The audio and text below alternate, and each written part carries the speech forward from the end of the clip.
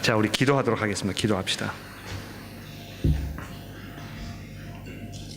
하나님 아버지, 이제 저희가 요한계시록의 마지막 말씀을 들으려고 합니다. 저희들에게 이 귀한 말씀을 주셔서 감사하고, 또 지난 2박 3일 동안 저희가 이 말씀에 푹 젖어들게 하셨던 그 은혜를 감사합니다. 이제 정리하는 시간이 되었는데 앞으로 한 30-40분 동안 잘 집중해서 이 말씀을 들을 수 있도록 저희를 도와주시고, 또 주의 성령께서 조명하여 주셔서 이 말씀을 받을 때에 저희가 바로 이해하며 또 결단하는 귀한 시간이 되도록 도와주시기를 간절히 기도합니다. 예수 그리스도의 이름으로 간절히 기도합니다. 아멘. 교재에 보시게 되면 18페이지에 성경 강해 4번 그 간단한 내용과 또 그 본문 말씀이 인쇄가 되어 있습니다. 그걸 보시면서 아마 강해를 들으시면 더 도움이 되실 것이고, 노트 테이킹을 하실 때에 그 본문이 이렇게 적혀 있기 때문에 거기 빨리빨리 이렇게 아마 하시는데 도움되지 않을까, 그렇게 생각을 합니다. 자, 우리 세 번째 강해 시간에는 10장에서 11장의 말씀을 살펴보았습니다.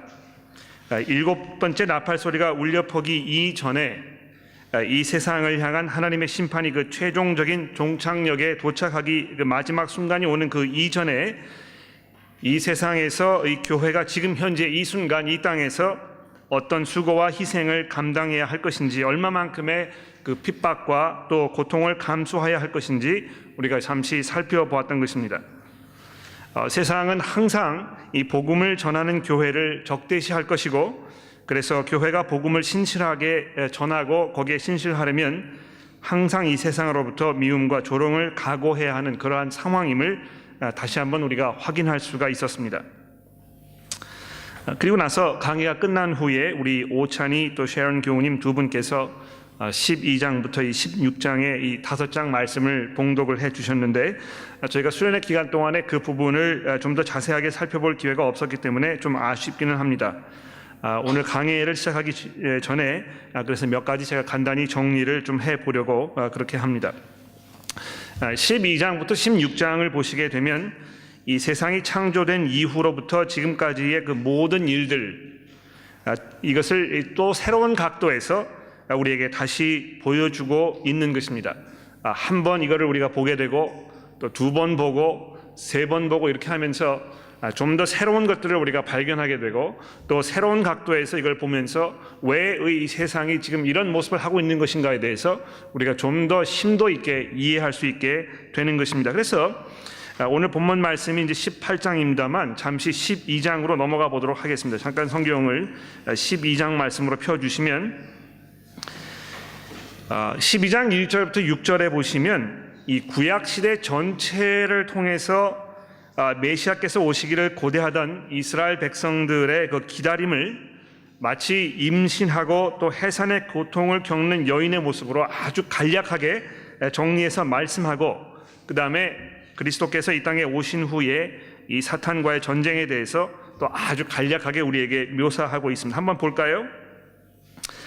하늘에 큰 이적이 보이니 해를 옷 입은 한 여자가 있는데 그 발 아래는 달이 있고 머리에는 12별의 관을 썼더라. 이렇게 하면서 이 여자가 누구인가 우리가 궁금해질 것입니다.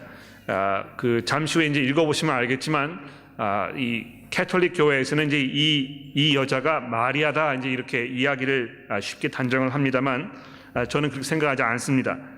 잘 한번 보십시오. 이 여자가 아이를 베어 해산하게 되매 아파서 애를 쓰며 부르짖더라. 하늘에 또 다른 이적이 보이니라. 한 큰 붉은 용이 있어 머리가 7이요 뿔이 10이라. 그 머리에 7 왕관이 있는데 그 꼬리가 하늘의 별 3분의 1을 끌어다가 땅에 던지더라. 용이 해산하려는 여자 앞에 그가 해산하면 그 아이를 삼키고자 하더니 여자가 아이를 낳으니 이는 장차 철장으로 만국을 다스릴 남자라. 그 아이를 하나님 앞에 그 보좌 앞으로 올려가더라.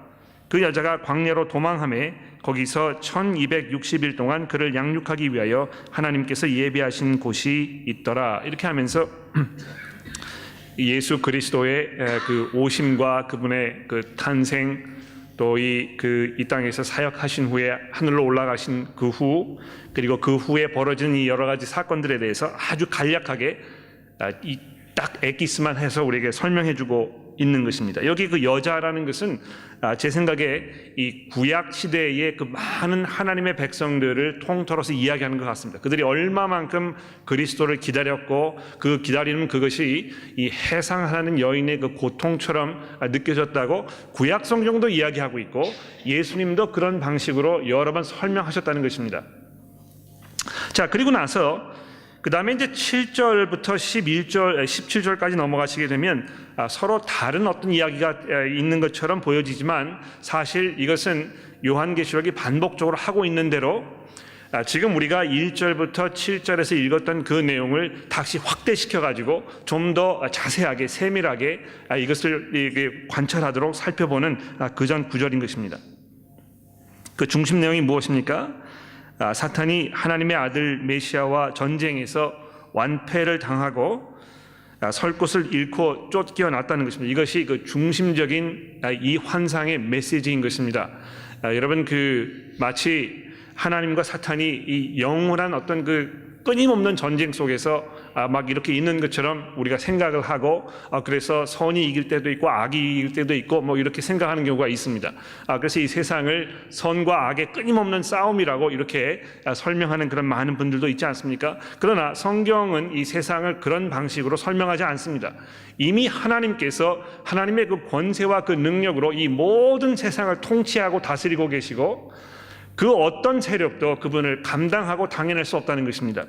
그래서 사탄이 하나님을 공격하려고 마음을 먹었었지만 하나님의 그 능력과 하나님의 그 계획과 하나님의 그 지혜 가운데에서 이 전쟁이 이미 끝나버리고 사탄이 완패를 당했다고 이렇게 말씀하고 있는 것입니다. 그래서 이 전쟁에서 완패를 당한 이 사탄이 그 분을 참지 못해서 하나님의 백성을 이 본문에 이 여자라고 이렇게 표현이 되고 있는데 이 하나님의 백성을 더욱 괴롭게 하려고 발버둥 치고 있는 그런 모습을 특히 우리가 13절 이하로 이 설명되고 있는 것을 볼 수 있습니다. 그래서 이 12장 마지막 부분에 보시면 이렇게 결론이 맺어지고 있습니다. 용이 여자에게 분노하여 이 하나님의 백성들에게 지금 얼마나 용이 이 분한 마음을 품고 있는지 모르는 것이죠. 용이 분노하여 돌아가서 그 여자의 남은 자손 곧 하나님의 계명을 지키며 예수의 증거를 가진 자들과 더불어 싸우려고 바다 모래 위에 서 있더라. 이 독이 지금 잔뜩 올라가지고 하나님의 이 백성들 예수 그리스도를 증언하는 이 그리스도인들과 지금 전쟁을 벌이려고 거기에 이 발톱을 지금 이렇게 빼고 들고 서 있는 모습이라고 이야기하고 있는 것입니다. 왜 이 교회가 이 세상에서 늘 아웃사이더로만 남아있을 수밖에 없는지, 왜 그렇게 모든 것이 교회에게 어렵고 또 많은 수고가 요구되는 것인지 아주 짧지만 또 아주 선명하게 아주 강렬하게 이 이미지로 우리에게 설명을 해주고 있는 것입니다. 그래서 13장부터 16장에서는요 이 사탄의 그 공작과 계략에 대해서 또 그리고 그런 모든 것들을 하나님께서 최종적인 심판으로 다스리시는, 그래서 사탄의 세력이 철저하게 붕괴되고 무장 해제되어서 무력화되는 그야말로 하나님의 그 진노로 이 초토화되어 버리는 그 모습을 아주 적나라하게 보여주고 있는 것입니다. 많은 분들이 믿는 사람들도 악의 세력에 붙잡혀 가지고 우리가 거기 종로로 타고 있다고, 어떤 경우에 이 귀신 쫓는다고 해가지고 목사님 모셔다가 안수기도 하고 이런 경우 있는데요. 여러분 결코 그렇지 않습니다. 하나님께서 하나님의 백성으로 삼으신 그 자들은 하나님의 이 완전한 보호 안에 있는 것이고 그 보호막이 아주 단단하게 쳐져 있어서 이 사탄의 세력이 건드릴 수가 없다는 것입니다. 물론 우리가 이 세상에 있기 때문에 이 세상에서 그 많은 어려움과 수고를 해야 하는 것이 마땅하고 또 잠시 후에 우리가 그걸 보게 되겠지만, 그럼에도 불구하고 하나님께서 우리를 지키시고 인도하셔서 우리가 끝까지 하나님의 그 보좌 가운데 안전하게 갈 수 있도록 우리를 지키시고 계신다고 이미 승리하신 그리스도께서 우리에게 약속하고 계시는 것입니다. 이 가운데서 아주 선명하게 울려 퍼지는 분명한 메시지가 무엇입니까? 예수의 증거를 가진 자들에게 지금 인내함이 요구되고 있습니다. 지금의 삶이, 우리 그리스도를 증거하는 우리의 삶은 많은 눈물과 수고와 희생을 요구하는 그런 삶입니다만, 그리스도께서 강력한 강력한 권세로 사탄을 결박하셔서 꼼짝 못하게 하셨기 때문에, 그래서 우리가 참고 인내하면서 하나님의 상을 기다리는 그런 삶을 우리가 지금 살아가고 있는 것입니다.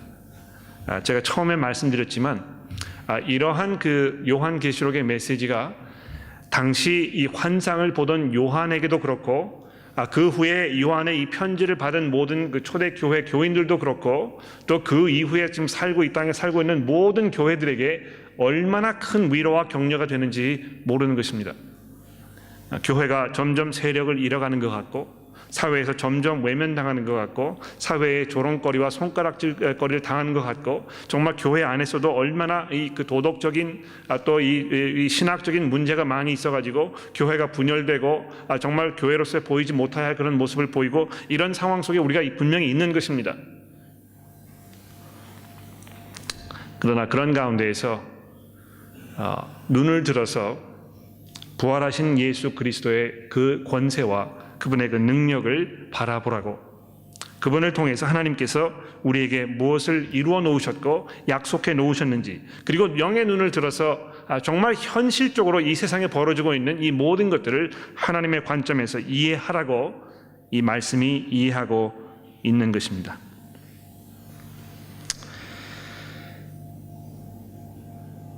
자, 그런 후에 우리가 17장으로 넘어오면서 하나님을 대적하고 예수의 증거를 가진 자들을 핍박하는 이 세상, 이 사탄의 권세 아래에 놓여 있는 이 세상을 이 음녀라는 이 상징적인 이미지로 보다 더 확대시켜 가지고 자세하게 들여보도록 이렇게 해주고 있습니다. 이 요한계시록을 읽으실 때 이것이 이제 1장부터 차례차례 계속 시간적으로 이렇게 연결되는 그런 그것이 아니고, 요만큼 보여주고 이만큼 됐던 사건을 요 부분에서는 이렇게 확대시켜 가지고 또 보여주고, 그 다음 부분에서 더 확대시켜서 보여주고, 더 자세하게 볼 수 있도록 한 곳으로 집중시키기도 하고, 이런 그 현란한 그런 카메라 기법을 지금 사용하고 있다는 것입니다.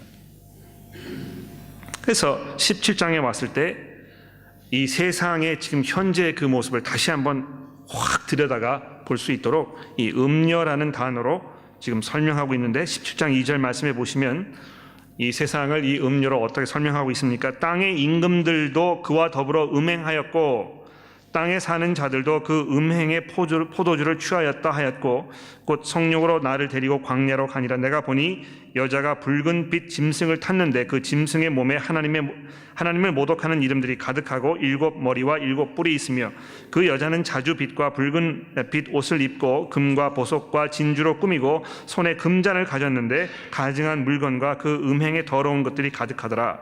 그 이마에 이름이 기록되어 있으니 비밀이라, 큰 바벨론이라, 땅의 음녀들과 가증한 것들의 어미라 하였더라. 또 내가 보매 이 여자가 성도들의 피와 예수의 증인들의 피에 취해 있는지라, 이렇게 지금 설명하고 있습니다. 왜 이것을 지금 우리에게 보여주는 것입니까? 이 세상을 이 음녀라고 표현하고 이것을 바벨론이라고 이야기해서 지금 이 바벨론이 하나님의 백성들을 어떻게 대하고 있는지, 이 바벨론이란 이 세상이 지금 어떤 모습을 하고 있는지에 대해서 우리에게 이야기해 주는 것이 목적입니다만, 그것보다 보다 근본적인 목적이 있습니다. 17장 1절 말씀해 보십시오. 7 대접을 가진 7 천사 중에 하나가 와서 내게 말하여 이르되 이리로 올라오라.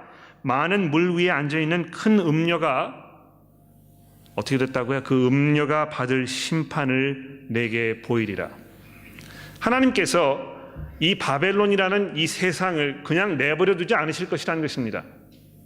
정말 현란하게, 아주 요란하게 치장을 하고, 정말 이 세상을 유혹하고 많은 사람들이 거기에 취해가지고 거기에 빠져서 살고 있는 삶을 살아서 이게 정말 점점 강대해지는 그런 모습을 보이고 있는 것 같지만, 하나님께서 그 음녀를 단번에 심판하실 것이라고 지금 선언하고 계시는 것입니다. 자, 그래서 어떻게 하나님께서 이 바벨론이란 이 성을 심판하실 것인지에 대해서 이제 보다 자세히 18장으로 넘어가면서 우리에게 설명이 되고 있는 것입니다. 18장 1절 말씀해 보십시오. 이 일 후에 다른 천사가 하늘에서 내려오는 것을 보니 큰 권세를 가졌는데 그의 영광으로 땅이 환하여지더라.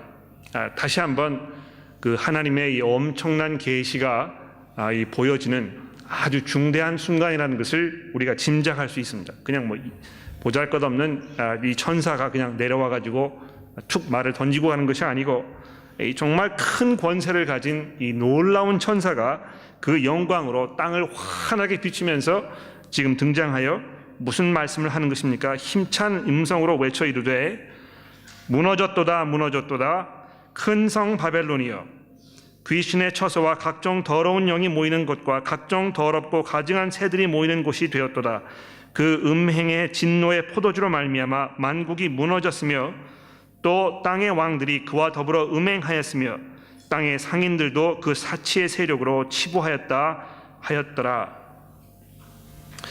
여러분 그거 아십니까? 이 바벨론이라는 그 말은요, 그 말의 어근 그것이 이 바벨이라는 그 단어에서 온 것입니다.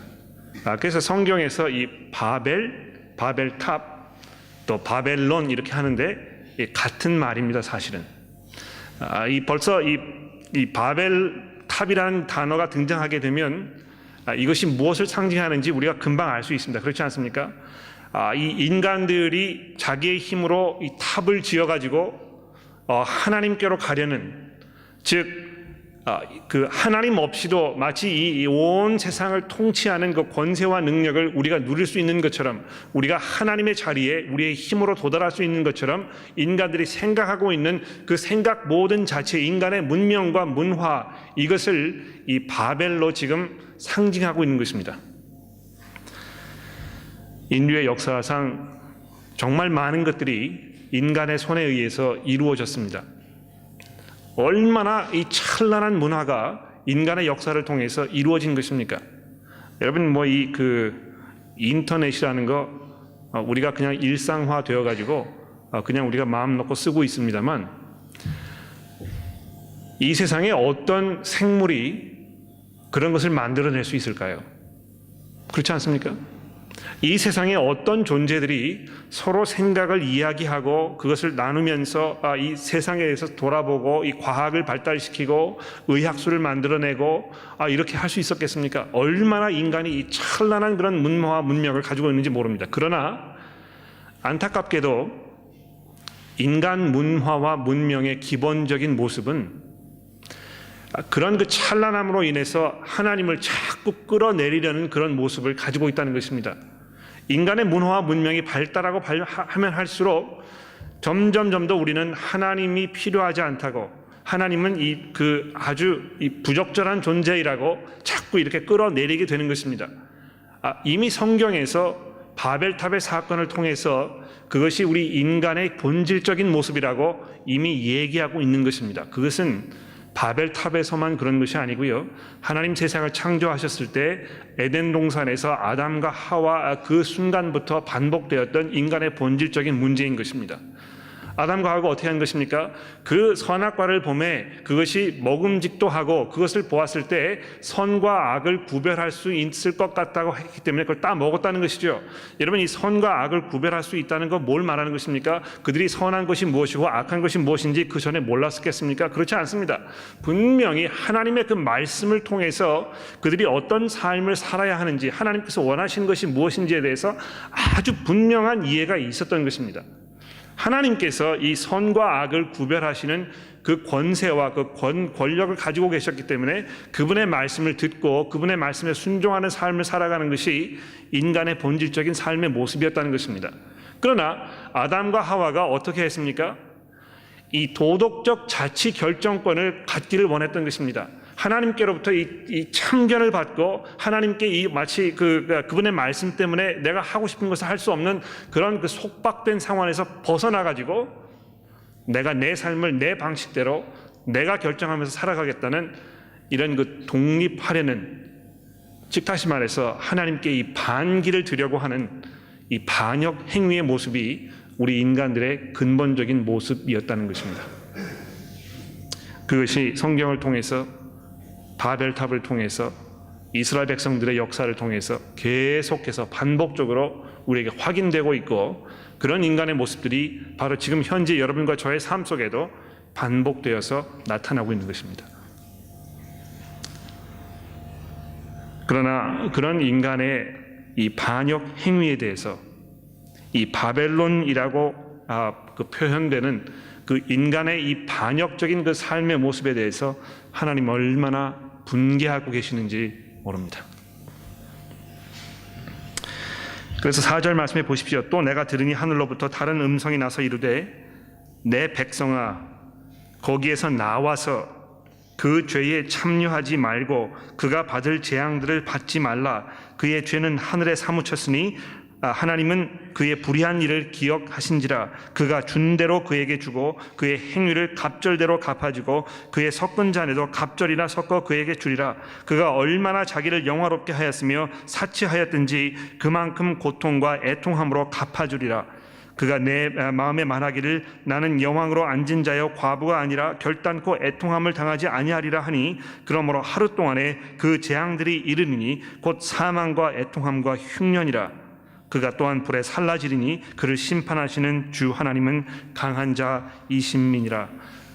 여러분, 이것을 우리가 정말 두려운 마음으로 이걸 경청해서 들어야 할 것입니다.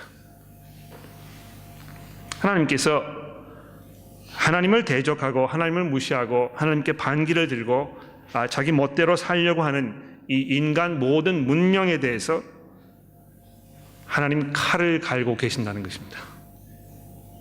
그분의 그 분노의 진노의 잔이 이제 곧 쏟아 부어질 것을 하나님 경고하고 계신 것입니다. 그래서 이 세상은 하나님의 심판을 이제 기다리고 있는 그 사형수와 같은 그 시간을 보내고 있는 것입니다. 그래서 그 환상을 보고 있는 요한에게 이 교회들을 향해서 뭐 어떻게 기록하라고 말씀하고 있습니까? 4절 말씀해 보시게 되면 내 백성아 거기에서 나와서 그 죄에 참여하지 말고 그가 받을 그 재앙을 받지 말라고 이렇게 간곡하게 부탁하고 우리를 경고하고 있는 것입니다.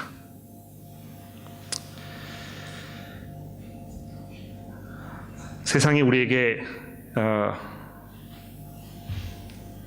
보여주고 또 약속해주고 있는 그 모든 것들이 얼마나 현란하고 얼마나 그것이 우리 마음을 동요시키고 움직이는지 모릅니다.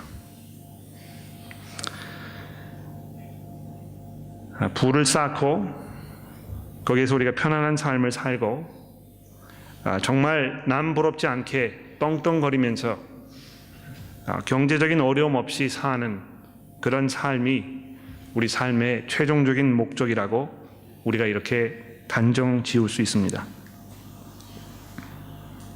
그러나 하나님께서 그것을 보셨을 때 그것은 마치 음녀가 음탕한 모습으로 이 세상 사람들을 현혹하면서 유혹하면서 이 방탕과 이 심판의 구렁텅이로 자꾸 끌어내리고 있는 그런 끔찍한 모습으로 설명을 우리에게 하고 있는 것입니다.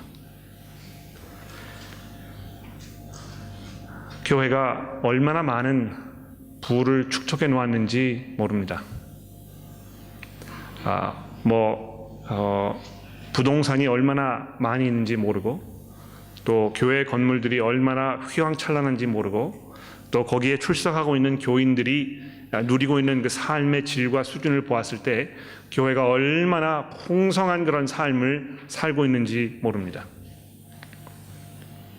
그러나 그런 삶에 취해 있고 거기에 도취되어서 정말 정신을 차리지 못하는, 마치 술 취해가지고 제 정신이 아닌 그런 사람들이 휘청거리면서 길거리를 다니고 있는 것과 같이 교회가 지금 그런 모습으로 이 세상을 살고 있는 것은 아닌지 우리가 돌아보아야 하겠다는 것입니다. 자, 그러면서 본문 말씀이 보다 그 교회의 이 세상의 모습을 더 깊이 파고 들어가고 있습니다. 이 9절 말씀해 보십시오. 그와 함께 음행하고 사치하던 땅의 왕들이 그가 불타는 연기를 보고, 하나님의 이 심판이 이제 시작이 된 것입니다. 이 바벨론, 이 세상의 모든 이 문화와 문명, 여기에 하나님의 심판이 부어지고 있는 것이죠. 이미 우리가 사도 요한계시록의 전 부분을 통해서 하나님의 부분적인 심판들이 이 세상에 이미 시작되었다는 것에 대해서 제가 말씀을 드렸는데, 이 하나님의 심판이 세상에 임하는 그 모습을 보면서 그와 음행하고 사치하던 이 왕들이 그가 불타는 연기를 보고 위하여 가슴을 치며 그의 고통을 무서워하여 멀리 서서 이르되 화있도다 화있도다 큰 성 견고한 성 바벨론이여 한 시간에 내 심판이 이르렀다 하리로다. 땅의 상인들이 그를 위하여 울고 애통하는 것은 다시 그의 상품을 사는 자가 없습니다. 그 상품은 금과 은과 보석과 진주와 세마포와 자주 옷감과 비단과 붉은 옷감이요 각종 향목과 각종 상아 그릇이요 값진 나무와 구리와 철과 대리석으로 만든 각종 그릇이요 계피와 향료와 향과 향유와 유황과 포도주와 감람유와 고운 밀가루와 밀이요 소와 양과 말과 수레와 종들과 사람들의 영혼이라. 바벨론아, 내 영혼이 탐하던 과일이 내게서 떠나갔으며 맛있는 것들이 빛난 것들이 다 없어졌으니 사람들이 결코 이것을 다시 보지 못하리로다. 바벨론으로 말미암아 치부한 이 상품의 상인들이 그 고통이 무서워하여 멀리 서서 애통하여 이르기를 화있도다 화있도다 큰 성이여 세마포 옷과 자주 옷과 붉은 옷을 입고 금과 보석과 진주로 꾸민 것인데 그러한 부가 한 시간에 망하였도다. 모든 선장과 각처를 다니는 선객들과 선원들이 바다에서 일하는 자들이 멀리 서서 그가 불타는 연기를 보고 외쳐 이르되 큰 성과 같은 이 성이 어디 있느냐.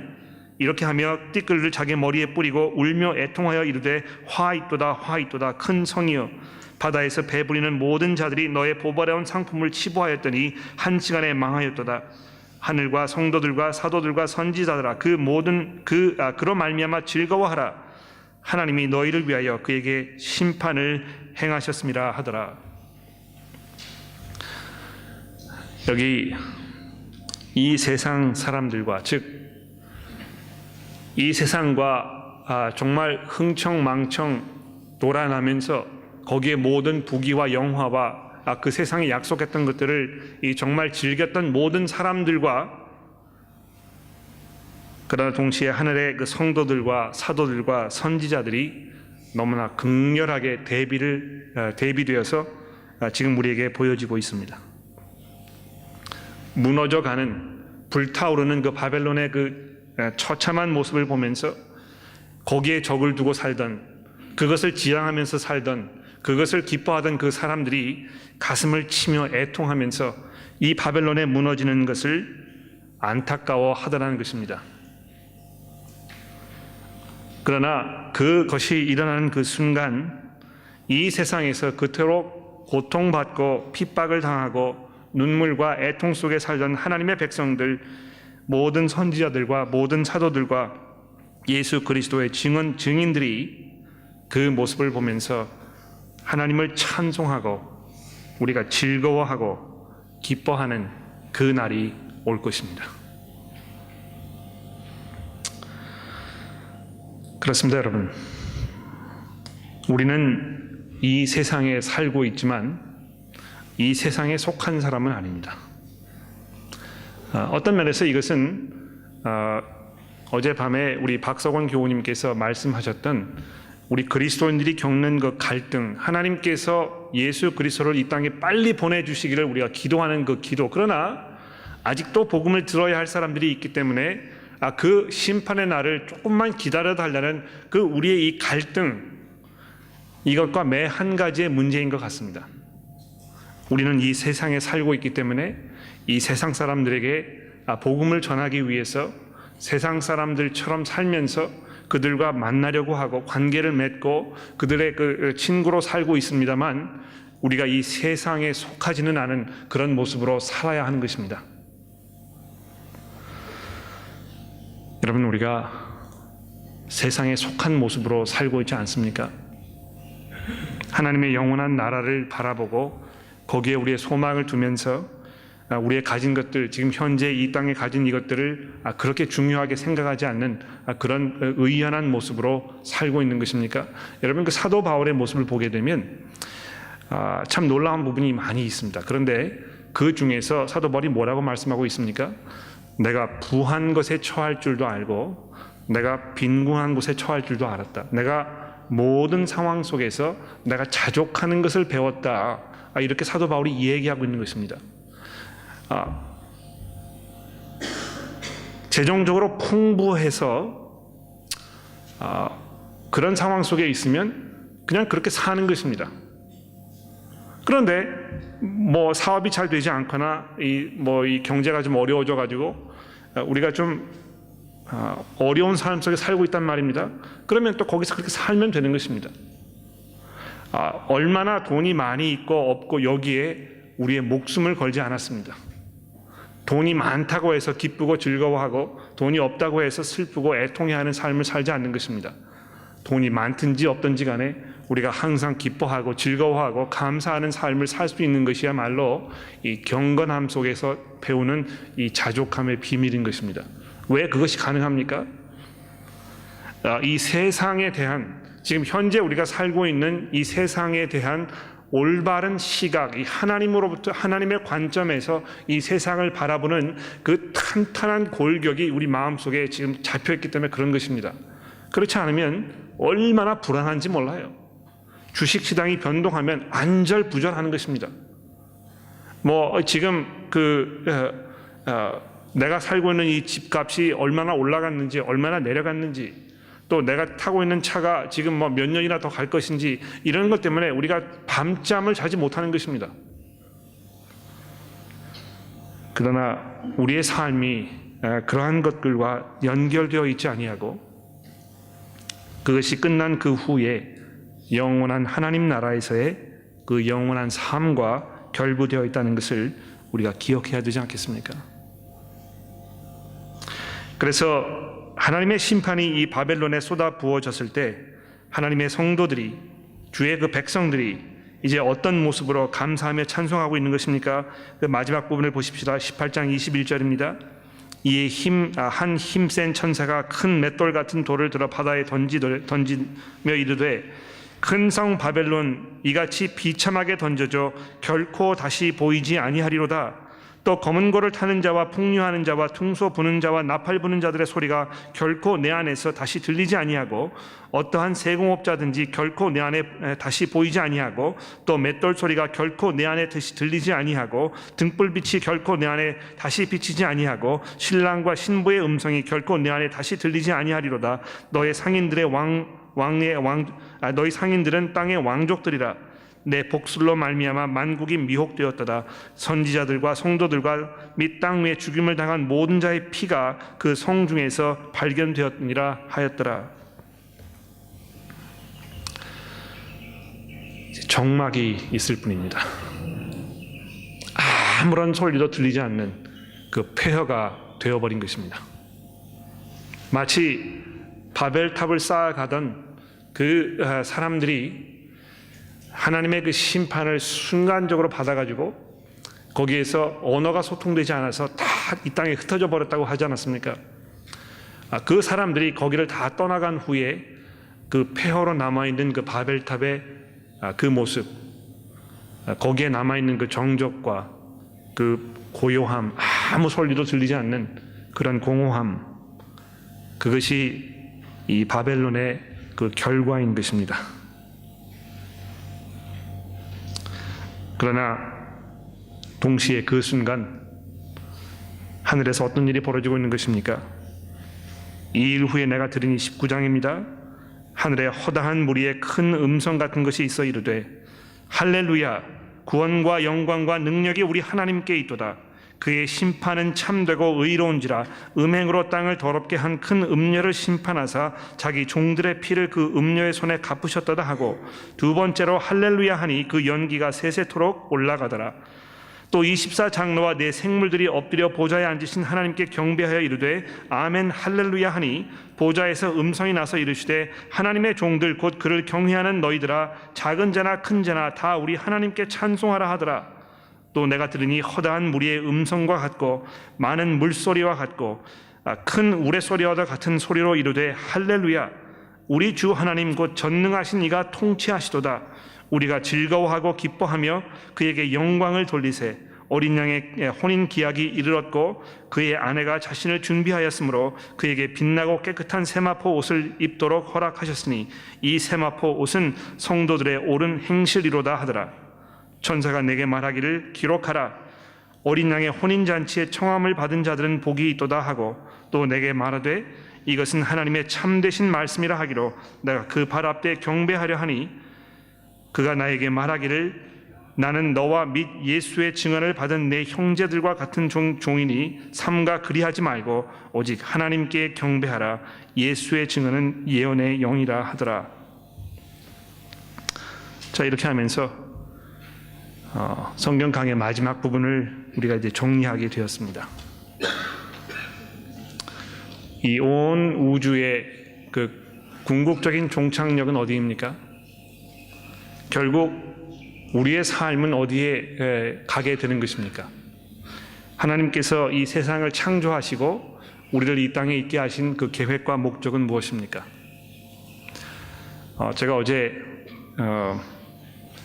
그 인터넷 검색할 것이 있어서 검색을 하다가 한국의 유명한 스님께서 강연하시는 그 내용을 잠깐 읽어보았는데요. 강연하시는 그 자리에 많은 분들이 이렇게 오셔가지고 그분에게 우리가 살아가는 이유가 무엇인지 이렇게 물어보았습니다. 근데 그 스님께서 뭐라고 대답을 하셨냐면 살아가는 이유를 아는 것이 중요한 것이 아니고 우리가 거기 그냥 있는 이 자체가 중요한 것이다. 말이 되지 않는 얘기입니다, 여러분. 예? 성경에서는 우리 인간들의 삶을 그런 방식으로 설명하지 않습니다. 우리가 그냥 여기 있기 때문에 중요한 것은 우리가 있는 이 상황에서 어떻게 할 것인가 이게 중요한 것이지 우리가 왜 여기 있는지 자꾸 물어봐야 대답을 찾을 수가 없다. 이렇게 이야기하고 있는 것입니다. 그러나 하나님께서는요 아주 분명한 계획과 목적과 분명한 이유 때문에 여러분과 저를 이 세상에서 존재하도록 만들어 놓으셨다는 것입니다. 그 이유가 무엇입니까? 우리가 하나님을 우리의 하나님으로 섬기고 그의 아들이신 예수 그리스도의 그 영광에 참여하도록, 그래서 우리가 세세토록 그분의 그 권세와 그 영광을 우리도 누릴 수 있도록 하시기 위해서 우리를 이 땅에 놓아두신 것입니다. 이 하나님의 그 오묘하고 이 하나님의 엄청난 그 은혜와 사랑과 그분의 그 지혜, 이것을 우리가 돌아보았을 때 우리 마음에 이 감동과 이 격한 감사가 일어나지 않는다면 우리는 아직도 하나님의 사람이 아닌지 모릅니다. 그렇습니다, 여러분. 우리가 지난 2, 3일 동안 이 비전에 대해서 생각해 보았습니다. 우리의 비전은 무엇입니까? 하나님의 나라인 것입니다.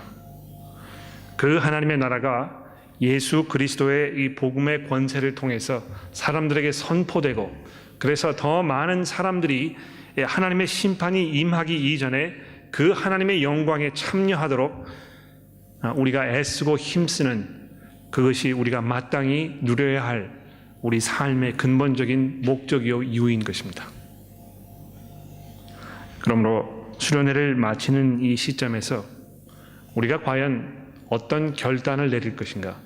내가 이 예수 그리스도의 복음을 위해서 살기 하기 위해서 내가 가야 할 그 종착역인 이 하나님의 이 영광스러운 그 천국의 그 모습에 내가 들어가서 모든 하나님의 백성들과 함께 하나님을 찬양하기 위해서 내가 지금 이 순간 이 자리에서 이제 무엇을 해야 할 것인가? 이거 돌아보는 것이 우리의 몫인 것입니다. 여러분, 이 맨 마지막 부분에 보시게 되면 예수의 증언은 예언의 영이라 이렇게 이야기하고 있는데요. 이게 무슨 말인가 이렇게 잘 이해하기 쉽지 않을지 모르겠습니다.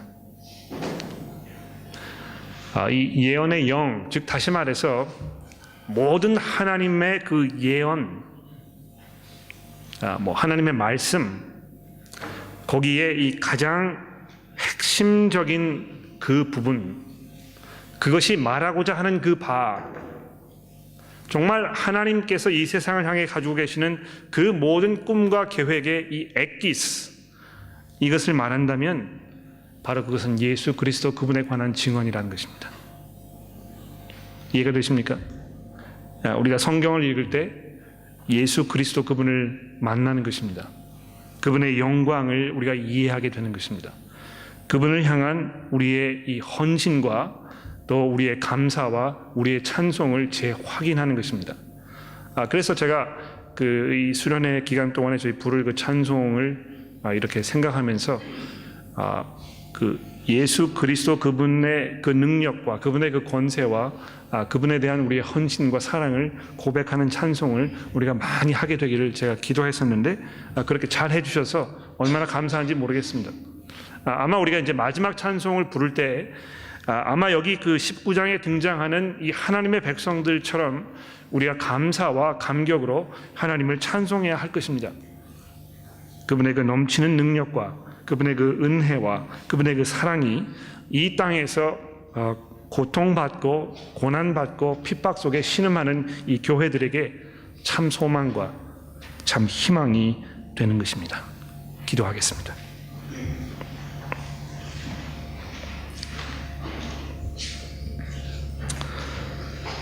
하나님 아버지, 하나님의 그 능력과 하나님의 그 위엄과 하나님의 지혜와 하나님의 그 능력을 저희가 찬송합니다. 하나님의 그 오묘하신 계획과 목적 가운데 저희들을 예수 그리스도의 증인으로 삼아주시고 저희가 비록 이 땅에서 어려움과 고난 속에 신음하고 있지만 그러나 하나님 나라에 대한 소망을 잃지 않으며 저희가 담대하게 주의 복음을 위해 살겠노라고 결단할 수 있는 그런 그 담대함을 저에게 허락하여 주셨으니 감사합니다. 하나님, 수련의 기간 동안에 주의 말씀을 듣는 하나님의 성도들이 여러 가지로 많은 그 결정과 결단과 굳은 결의를 다지셨을 텐데 주께서 저희를 도와주시고 인도하여 주셔서 그것들을 저희가 잘 실행에 옮기며 또 거기에서 흔들리지 아니하고 우리가 가야 할 그 길을 의연하게 갈 수 있도록 주께서 저희를 인도하여 주시기를 하나님 간절히 기도합니다. 하나님, 이 세상을 바라보았을 때에 세상이 얼마나 우리를 유혹하고 그 모습과 그 소리와 그 향내가 얼마나 우리를 유혹하고 있는지 모릅니다. 그러나 하나님, 저희가 간절히 기도하는 것은 이 세상을 하나님의 관점으로 바라보게 하시고 이 세상을 불쌍히 여길 수 있는 그 마음을 저희들에게 허락하여 주셔서 저희가 이 세상 거기에 파묻혀 살지 아니하며 오히려 세상을 향하여 하나님의 심판을 선언하며 또 거기에서 돌아설 수 있도록 우리가 권고하고 권면하는 그 일을 잘 감당할 수 있도록 하나님 저희를 도와주시기를 간절히 기도합니다. 예수 그리스도의 이름으로 간절히 기도합니다. 아멘.